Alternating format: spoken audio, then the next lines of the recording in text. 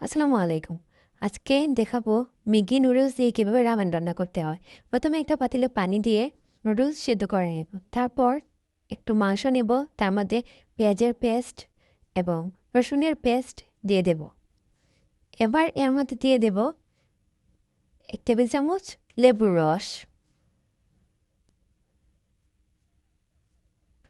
Half table চামচ গুঁড়ো মরিচ এবং একটু হলুদের গুঁড়ো,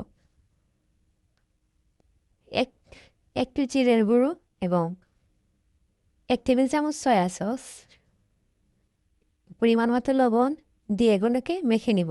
তারপর তারপর চুলাতে কড়াই বসিয়ে একটু তেল দিয়ে তেল গরম হওয়ার পরে মেখে রাখা মাংস ভেজে নিব, যাতে ভিতরটা ভালো করে কুক হয়।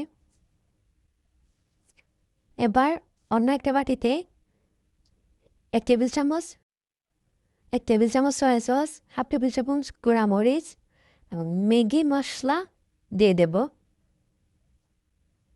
এবার অন্য একটি কড়াইতে 1 টেবিল চামচ তেল দিয়ে রসুন একটু ভেজে নিয়ে এগুলোর মধ্যে দিয়ে দেবো এবং মিক্স করে নেব।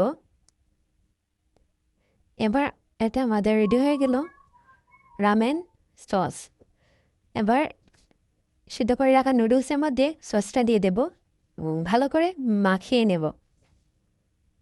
এবার এর মধ্যে দিয়ে দেব একটি সিদ্ধ করে রাখা ডিম কেটে নিয়ে এবং কয়েক টুকরো শসা কেটে নিয়ে এবার ভেজে রাখা মাংসটাকে ছোটো ছোটো টুকরো করে কেটে নেব।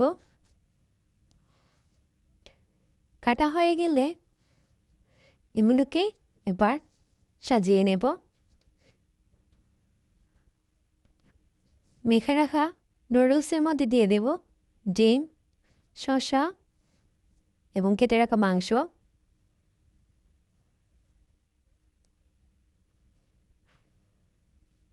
যদি ভিডিওটা ভালো লেগে থাকে অবশ্যই সাবস্ক্রাইব করবেন।